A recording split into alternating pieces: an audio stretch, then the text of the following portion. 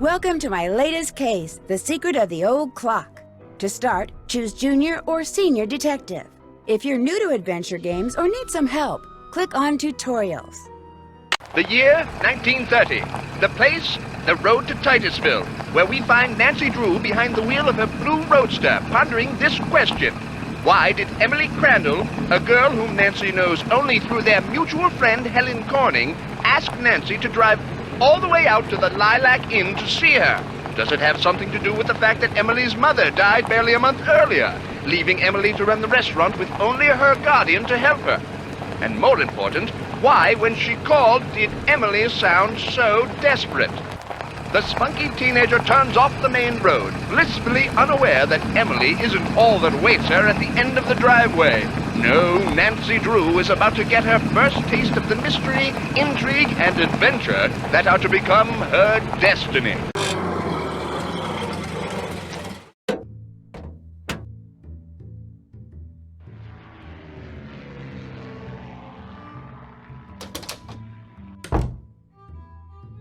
Well, hello. I'll bet my bloomers you're Nancy Drew. That's right. Are you Emily's guardian? You got it. I'm Jane Willoughby.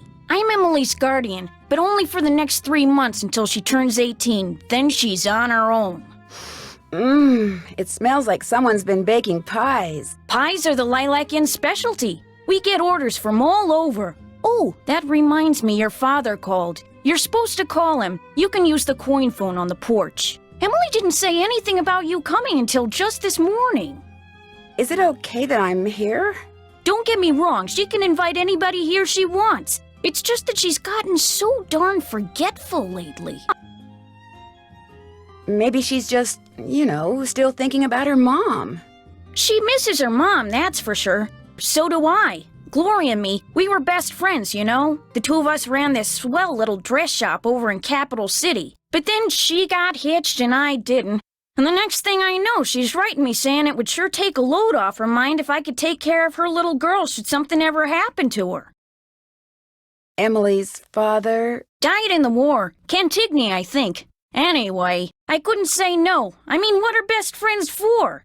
I just wish I knew how to help Emily. You make it sound like she's in some kind of trouble. She's been acting so... Look, go talk to her. She probably just needs to spend some time with a bearcat like you instead of some dumb Dora like me. Go on up, she's in her room. Just make like a Boy Scout and be prepared.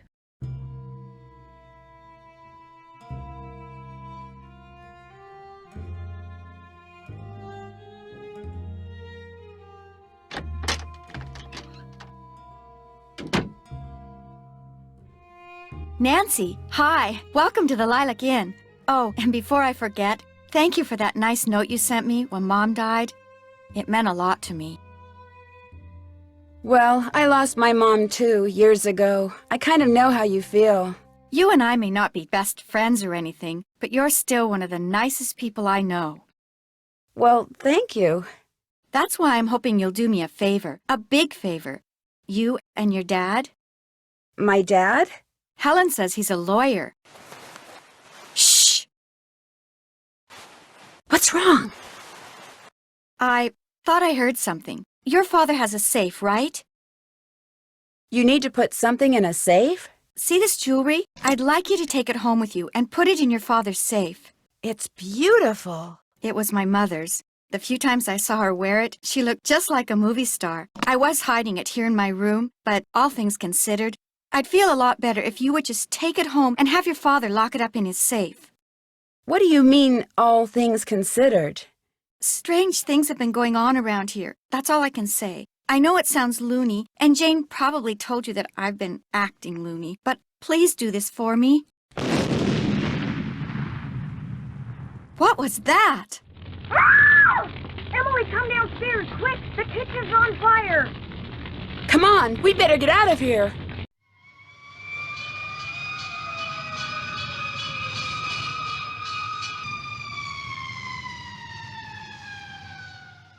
This is horrible, just horrible. The fire chief says the stove was completely destroyed and there's smoke damage everywhere. The inn will have to shut down for months, maybe even for good.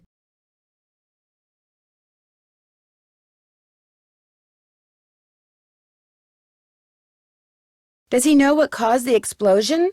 It looked to him like one of the burners on the stove had been left on. The flame either went out or was never lit, but anyway, something made a spark, and boom. He said insurance companies are very reluctant to pay out when things look hinky, and that's when times are good. Who was in the kitchen this morning? Emily was the last person to use the stove. Like I said, she's been real forgetful lately. I think she's pretty upset. But it's not her fault. What with her mom passing away barely a month ago, and me showing up, this total stranger who doesn't know the first thing about kids or running a restaurant, and her trying to do everything all by herself. It's just too much, that's all. Who wouldn't go a little off their nut? I better get that. The line to the regular phone got burned up in the fire, so now the only phone we got is the coin phone on the porch. Excuse me. Oh, no! Emily?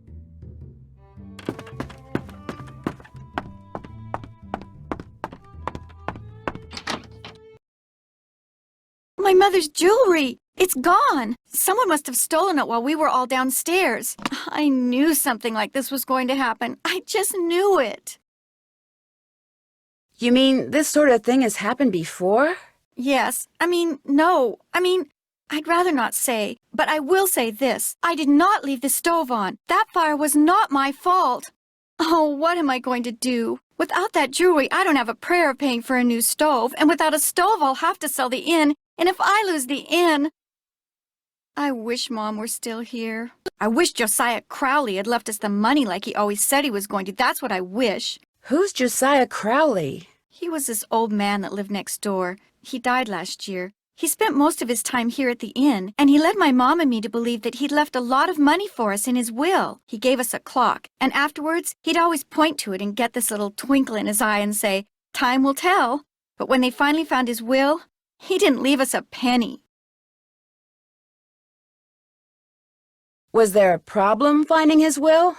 It didn't turn up for months. Then finally someone found it in a drawer in Josiah's house. Josiah was kind of a screwball. One time he showed up at my birthday party dressed as my great-aunt Harriet. I didn't know it was really him until 2 days later. Anyway, he had all these weird hobbies, and he always thought it would be really keen to read minds. Josiah invited Richard Topham to move in so Topham could help him develop his paranormal powers right there in his house. Josiah was a sweet old man, and I do miss him. And he was free to give his money to whomever he wanted. But to get our hopes up like that, and then leave us nothing, it just wasn't like him. Where is Richard Topham now? He still lives in Josiah's house, which is right down the path out back. His house and the inn were built at the same time by two brothers during the Civil War. Was your mother's jewelry insured?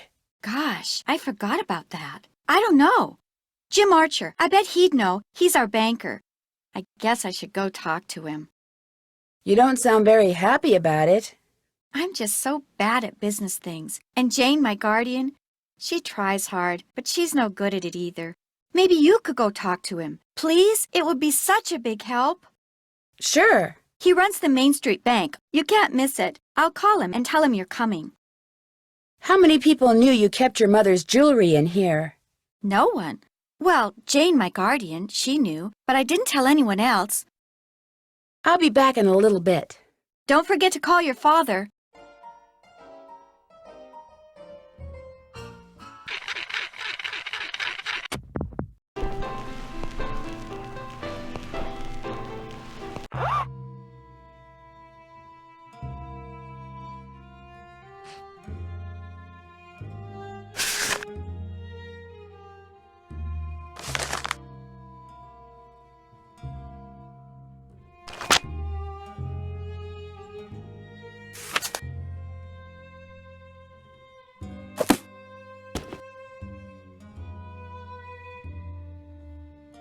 Is this your sewing machine?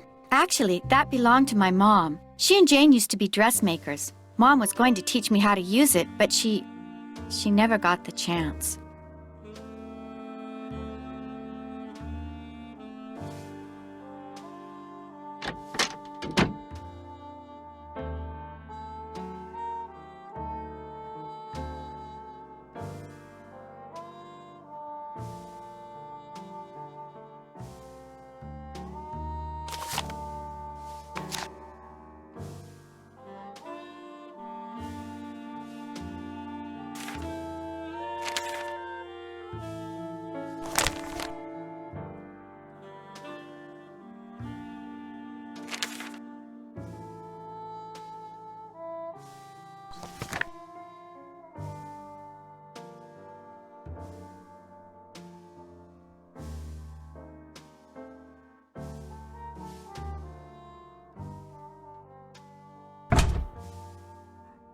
Looks like I need to get the bird from one side to the other.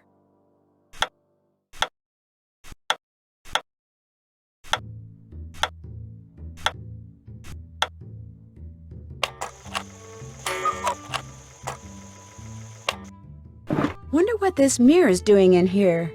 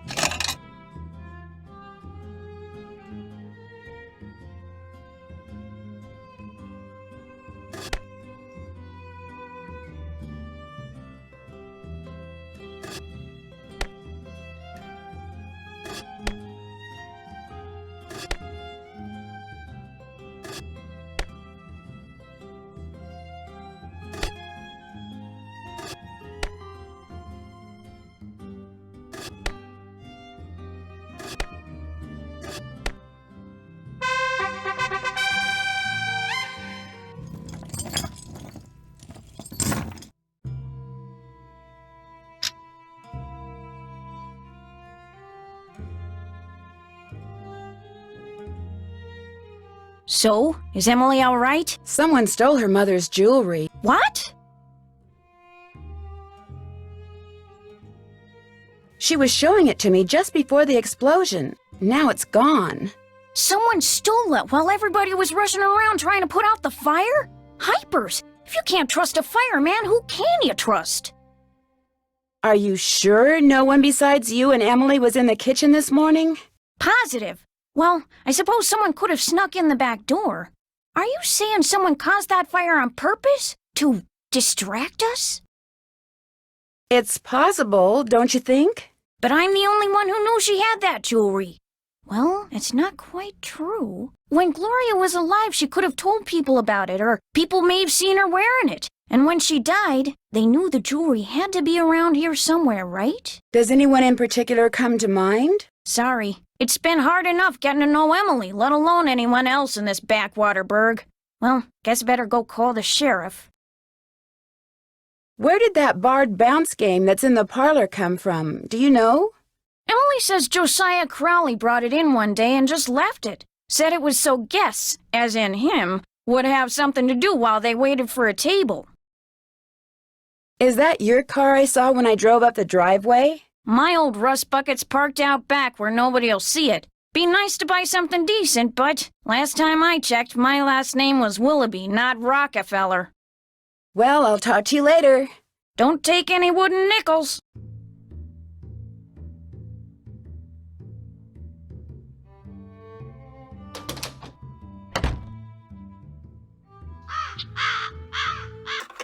Drop a nickel into the slot, please.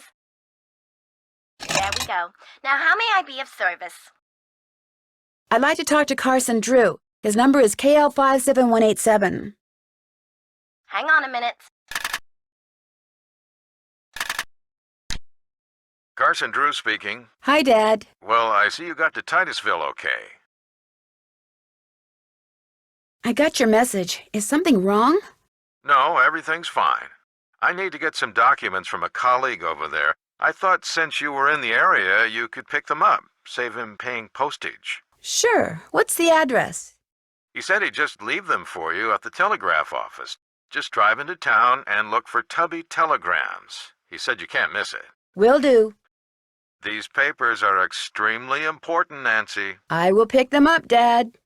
Good. Remember, watch your gas gauge and get gas when you're low so you don't run out. And try to avoid potholes. The more you hit, the likely it is you'll wind up with a flat. Yes, Dad. And if you do get a flat, take it off and put on your spare, and then head straight to a gas station and get it fixed. Yes, Dad.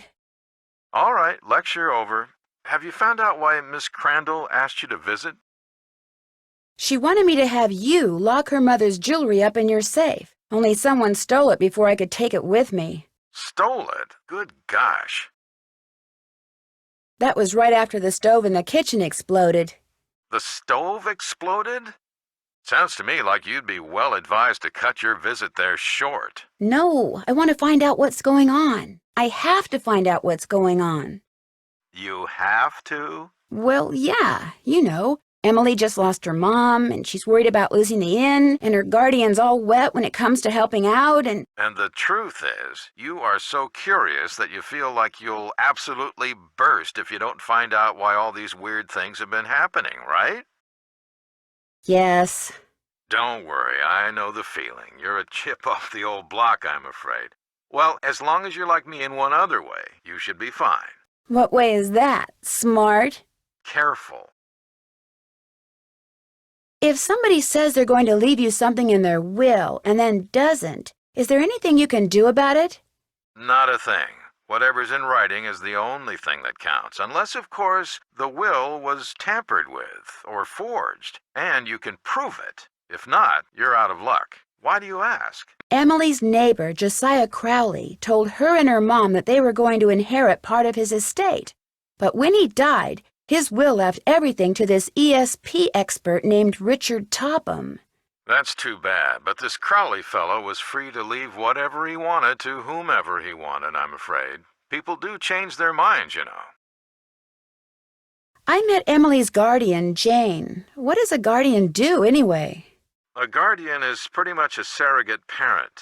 Jane is legally responsible for Emily's physical and financial well-being. Jane doesn't strike me as being the parental type.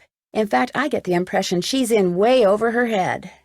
Fortunately for her, it's not forever. Most guardianships end when the ward turns 18, and then both Jane and Emily will be free to do whatever they please. You'd think Emily's mom would have chosen somebody a little more competent to take care of her only child. Things aren't always as they appear. Maybe she's not as bad as you think. Or maybe she's worse. Don't tell me you think Emily's guardian stole the jewelry. Good grief, where did you get such a suspicious mind? I think it was from the person who has always told me that the best way to solve a problem is to look at all the possibilities, Dad. I did say that, didn't I? Goodbye, Dad. Keep in touch.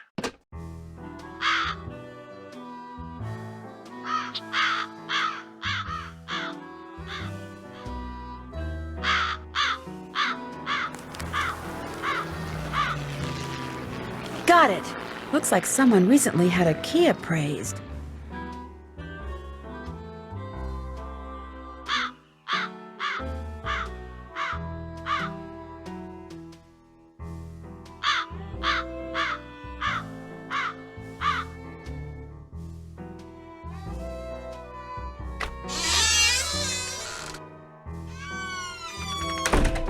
Over here, Miss Drew. Find the toy mouse and give it to Yuri, would you please? Otherwise, he'll just keep meowing. He hates strangers.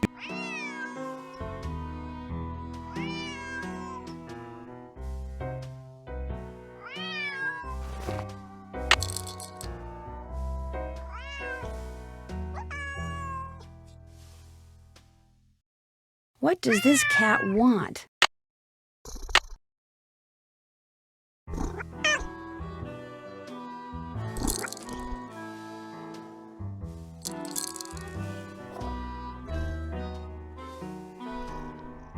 How nice of you to drop by, and thank you for walking instead of parking in the driveway. I'm expecting a pupil. I'd hate for her to have to park on the road. How did you know who I was? If one is to teach others how to develop and use their paranormal gifts, it's only logical that one must possess such gifts oneself. Does that mean you can read minds or tell the future, or what exactly? The paranormal includes telepathy or communicating by sending and receiving thoughts, extrasensory perception or perceiving that which cannot physically be seen or heard, and psychokinesis, using one's psychic energy to reshape or move objects. When I walked in just now, it looked like you were in a trance or something. I was in the process of trying to make these spoons move by using nothing but my own psychic energy. Have you ever focused sunlight through a magnifying glass until it was a minute yet searing point of light, Miss Drew? Yeah, I guess. You see, that's what I do with my cerebral emanations, my thoughts. I focus them until they're a beam of pure energy which ultimately disrupts and transforms the molecular force field surrounding the target object. Is that what you teach people in your school? How to beam their thoughts? I take them through exercises designed to help them increase their output of phantasmic energy. If you want to sign up for an introductory session, I believe I have an opening today. What I'd really like to do is talk about Josiah Crowley. Oh, I'm afraid I'm busy, young lady, far too busy to engage in idle conversation. You're not trying to hide something, are you, Mr. Topham? I'll be blunt, Miss Drew. I've discovered that the more time I spend with the, shall we say, intellectually unendowed, the more my cerebral pulsations seem to diminish. I'm afraid I cannot speak to you further unless and until you prove that you are worthy. That is, that your brainwaves are not unacceptably inferior and thus deleterious to mine. My brainwaves are just fine, Mr. Topham. What I have here is an exercise in logic. If you can discern the correct solution, then I'll know that conversing with you will do me no psychic harm. You may take it with you. Good luck and good day.